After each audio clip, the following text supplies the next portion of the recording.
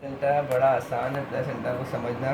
तो ये जो है ये एक गरीब मासूम बेचारे किसी गरीब फीटस का स्ट्रक्चर है, ठीक है।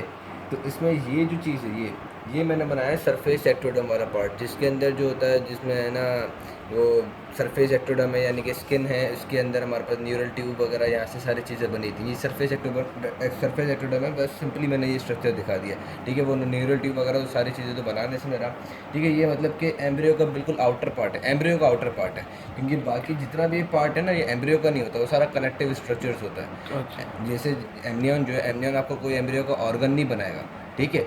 तो इसीलिए जो एम्ब्रियो का जो सबसे आउटर पार्ट होता है वो होता है सरफेस एक्टोडर्म, ठीक है। तो एम्ब्रियो का मैंने आउटर पार्ट दिखा दिया सरफेस एक्टोडर्म, ठीक है। उसके बाद जो है हमारे पास क्या आती है, जो एमनियोब्लास्ट वाले सेल्स आते हैं। एपीब्लास्ट के जो सेल्स शुरू में मैंने बताया था कि वो दो में कन्वर्ट हो जाते हैं, एक जो कि सरफेस एक्टोडर्म बनाते हैं और एक जो ऊपर चले जाते हैं और है ना एमनियोब्लास्ट की फॉर्म में कन्वर्ट हो जाते हैं। और इन दोनों एमनियॉन के जो बनाते हैं। और इन दोनों के बीच में एमनियोटिक कैविटी हो जाती है और ये जो एमनियोब्लास्ट वाले सेल्स जो हैं वो एमनियन बनाते हैं। तो ये क्या है, ये हमारे पास एमनियन है और ये क्या है, एमनियोटिक कैविटी है, ठीक है। उसके बाद जो होता है वो हमारे पास है ना जो एमनियन को कवर कर रहा होता है वो होता है एक्स्ट्रा एम्ब्रियोनिक सोमेटिक मेसोडर्म, ठीक है, जिसको हम कोरियोनिक प्लेट भी कहते हैं अक्सर, ठीक है।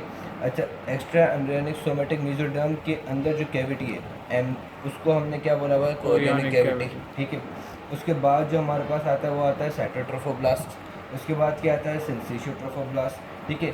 अब हमारे पास जो है ये भी हमने देखा था कि ये साइटोट्रोफोब्लास्ट आ गया, सिंथेसियोट्रोफोब्लास्ट आ गया, उसके बाद वाले स्ट्रक्चर्स आप लोग को नहीं पता, ठीक है।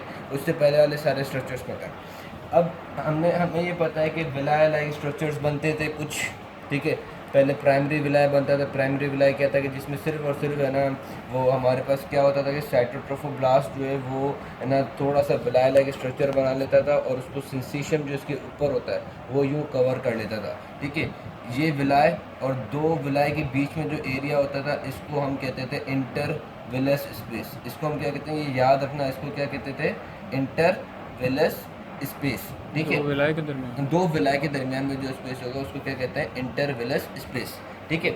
अब इस विलाय के अंदर क्या होता है, ये प्राइमरी विलाय थी। अब सेकेंडरी विलाय कैसे बनेगी, जब ये जो मैंने ग्रीन से स्ट्रक्चर बनाया है जिसको हम कहते हैं है ना एक्स्ट्रा एम्ब्रियोनिक सोमेटिक मेसोडर्म, ये जो है वो इस विलाय जो विलाय लाइक स्ट्रक्चर साइटोट्रोफोब्लास्ट ने बनाया इसके अंदर चली जाए, ठीक है। अब उसके बाद ये हमारे पास जैसे ये चली जाएगी तो ये हमारे पास क्या बन जाएगी, सेकेंडरी मेसोडर्म, ओ सेकेंडरी विलाय, ठीक है। क्या बन जाएगी, सेकेंडरी विलाय। अब टर्शियरी विलाय कैसे बनेगी कि जब ये जो एक्स्ट्रा एम्ब्रियोनिक सोमेटिक मेसोडर्म की कुछ सेल जो हैं वो हमारे पास क्या बनाते हैं, ब्लड वेजल्स बनाना शुरू कर दें, ब्लड आइलैंड्स बनाना शुरू कर दें, ब्लड वेजल्स बनाना शुरू कर दें।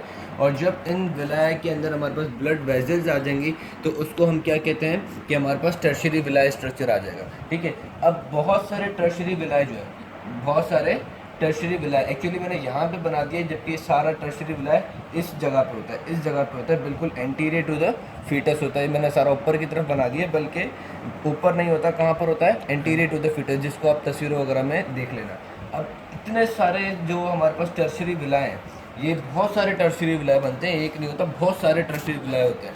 अब इन सारे टर्शियरी विलाय के ग्रुप को हम क्या कहते हैं, कोरियोनिक फ्रोंडोसम, ठीक है। इन बहुत सारे टर्शियरी विलाय को हम क्या कहते हैं, कोरियोनिक फ्रोंडोसम। ये कहाँ पर होता है, ये हमारा बिल्कुल फीटस के सामने की तरफ होता है, ठीक है। और यही कोरियोनिक फ्रोंडोसम है जो कि हमारे पास है ना वो अटैच हो जाएगा एंडोमेट्रियम के साथ, ठीक है। ये देखो ये कोरियोनिक फ्रोंडोसम है, ठीक है। ये देखो ये क्या है, कोरियोनिक फ्रोंडोसम है। ये मैंने क्या बनाई हुई है, एंडोमेट्रियम बनाई हुई है, ठीक है। अब एंडोमेट्रियम का भी हमारे पास ये यूट्रस है, ये एंडोमेट्रियम है, ठीक है। एंडोमेट्रियम का वो पार्ट जो कि इस कोरियोनिक फ्रोंडोसम को लाई कर रहा है या कवर कर रहा है या जिससे ये कोरियोनिक फ्रोंडोसम अटैच है, इस वाले पार्ट को हम कहते हैं डेस्यूडा। ये मैंने लिखा हुआ है डेस्यूडा बेसिलस। डेस्यूडा बेसिलस क्या है, डेस्यूडा बेसिलस वो लेयर है जो कि कोरियोनिक फ्रोंडोसम को लाई कर रही, पकड़ रही है, ठीक है। ये कोरियोनिक फ्रोंडोसम जिससे अटैच हुआ है, ठीक है। अच्छा, यही डेस्यूडा बेसिलस अब इसके पीछे जा रहा है, कहाँ जा रहा है, इसके पीछे आ रहा है। ये पूरा जो हमारा फीटस है, फीटस के बाद जो उसका कनेक्टिव स्ट्रक्चर है उसके पीछे आ रहा है। एंडोमेट्रियम इस स्ट्रक्चर को पीछे से भी कवर कर रही है। इस वाली को कहते हैं डेस्यूडा कैप्सुलरिस, ये याद रखो। इस वाली को क्या कहते हैं, डेस्यूडा, बैक साइड ऑफ फीटस। हाँ बैक साइड ऑफ फीटस। उसको क्या कहते हैं, डेस्यूडा कैप्सुलरिस। अच्छा, इस डेस्यूडा कैप्सुलरिस और ये जो बिल्कुल है ना आउटर वॉल ऑफ यूट्रस है, ये जो ब्लैक से मैंने बनाया हुआ ये है आउटर वॉल ऑफ यूट्रस, इन दोनों के दरमियान में भी गैप होता है, उस गैप को हम कहते हैं यूट्राइन कैविटी, क्योंकि यूट्रस है। अब यूट्रस का एक एंडोमेट्रियम जो कि इस फीटस को पकड़ रहा है और दूसरी एंडोमेट्रियम जो कि हमारे पास है ना वो यूट्रस के ऊपर लगी हुई है, यानी कि यूट्रस को अंदर से लाइन कर रही है, इन दोनों के बीच में हमारे पास एक्चुअली यूट्राइन कैविटी। आप तस्वीरों के अंदर देखना कि ये फीटस, उसके बाद क्या होता है, इसको उस फीटस को एक बैक साइड से एंडोमेट्रियम लाया करें जो कि डेस्यूडा या ना कैप्सुलरिस है, और इन कैप्सुलरिस और है ना यूट्रस के दरमियान में, यूट्रस की वॉल के दरमियान में भी कैविटी बनी हुई है, जिसको हम क्या कहते हैं, यूट्राइन कैविटी। ठीक है, जैसे अगर ये मैं दिखाऊँ, ये यूट्राइन, ये यूट्रस है, ये वो आ गई कौन सी, डेस्यूडा पैराइटलिस। अच्छा, ये मैंने इसका नाम नहीं बताया था ना, डेस्यूडा पैराइटलिस नाम है इसका। ठीक है, उसके बाद जहाँ पे हमारा सारा फीटस है, हाँ, ठीक है, और एक एंडोमेट्रियम यूं है पूरी, हाँ, ये आगे से और पीछे से, आगे से जो लाया कर रही है वो कौन सी है, बसेलिस, और इसी फीटस को पीछे से जो कर रही है वो कौन सी है, कैप्सुलरिस। याद रखना कैप्सुलरिस खत्म हो जाएगी। अच्छा, कैप्सुलरिस खत्म हो जाएगी। ठीक है, जहाँ तक चीज़ समझ आ गई, बिल्कुल पक्की समझ आ गई। अब थोड़ा और हम कॉम्प्लिकेट करेंगे। अब जो है हमारे पास जहाँ पे ये स्ट्रक्चर्स हैं इनको थोड़ा समझो। ये क्या है, ये हमारे पास है कनेक्टिंग स्टॉक, ठीक है, और ये मैंने थोड़ा सा ब्लैक से ही बना दिया था। ठीक है, ये हमारे पास क्या है, यॉर्क सैक है, कनेक्टिंग स्टॉक इस तरफ है, और ये क्या है हमारे पास, यॉर्क सैक है। यॉर्क सैक की मैंने बताया था कि थर्ड वीक के अंदर ये हमारे पास एक है ना आउट डाइवर्टिकुलम देता है, जो कि हमारे पास क्या कहलाता है, एलेंटोइंस। ठीक है, और एलेंटोइंस जो होता है वो कनेक्टिंग स्टॉक में आ जाता है। ठीक है, एलेंटोइंस किस में आ जाता है, कनेक्टिंग स्टॉक में आ जाता है। अब हमारे पास एक्स्ट्रा एम्ब्रियोनिक मेसोडर्म से कुछ कनेक्टिंग स्टॉक के अंदर है ना ब्लड वेसल्स भी आना शुरू हो जाएंगी। ठीक है, तो एक कनेक्टिंग स्टॉक के अंदर हमारे पास 2 आर्टरीज और एक वेन आती है, 2 आर्टरीज और एक वेन आती है, इसको हम कहते हैं अम्बलाइकल वेसल्स। क्या कहते हैं, अम्बलाइकल वेसल्स। ठीक है, अच्छा, ये अम्बलाइकल वेसल्स जो होती हैं ये हमारे पास फिर इन टर्शियरी विलाय वगैरह के पास जाएंगी। ठीक है, और ये अम्बलाइकल वेसल्स क्या कराती हैं कि फीटल के ब्लड को मैटरनल ब्लड से कनेक्ट करवाएंगे। राइट, कहाँ से होती है, एक्स्ट्रा एम्ब्रियोनिक मेसोडर्म से। ठीक है, एक्स्ट्रा एम्ब्रियोनिक मेसोडर्म से फिर टर्शियरी विलाय में चली जाएंगी, और टर्शियरी विलाय से फिर उसका मैटरनल ब्लड के साथ कांटेक्ट हो जाएगा। अच्छा, ये ब्लड जो, ये वेसल्स जो है ये कनेक्ट करवाएंगे किसको, इंट्रा एम्ब्रियन, इसको एम्ब्रियो को अंदर से कनेक्ट करा देंगे, यानी कि जो एम्ब्रियो के इंट्रा एम्ब्रियोनिक ब्लड वेसल्स होगा उसको कनेक्ट करा देंगे किससे, एक्स्ट्रा एम्ब्रियोनिक, पहले एक्स्ट्रा एम्ब्रियोनिक ब्लड से, उसके बाद फिर ये जो एक्स्ट्रा एम्ब्रियोनिक ब्लड जो है वो कनेक्ट होगा मैटरनल ब्लड से थ्रू दिस अम्बलाइकल वेसल्स। ठीक है, अब यॉर्क सैक के अंदर भी वेसल्स बनेंगी, यॉर्क सैक के अंदर जो वेसल्स बनेंगे उनको हम क्या कहते हैं, विटेलाइन वेसल्स। ठीक है, अच्छा, मैंने एक दफ़ा ऑडियो में ये भी बताया था कि हमारे पास एक इंटेस्टाइनल लूप जो होता है ना, जो ये मिड गट का जो कुछ पार्ट होता है वो उसके अंदर रह जाता है, वो उसमें इंटेस्टाइनल कनेक्शन रखता है, वो रहता है इसके अंदर कुछ ना कुछ जो है ना इंटेस्टाइनल लूप रहता है ऐसे। ठीक है, बाद में जब जो और फर्दर डेवलपमेंट होगी तो ये इंटेस्टाइनल लूप अंदर आ जाएगा, अपनी जो गट है उसके अंदर आ जाएगा, लेकिन कुछ टाइम तक यहाँ पे ये इंटेस्टाइनल ये जो गट होता है वो होता है, इंटेस्टाइनल लूप होता है, वो इस यॉर्क सैक के अंदर रहता है। क्यों रहता है, क्योंकि गट अभी पूरी डेवलप नहीं हुई भी होती, इस वजह से ये हमारे पास उस गट के इसके यॉर्क सैक के अंदर रहता है। ठीक है, अब इसको कहते हैं फिजियोलॉजिकल हर्निया।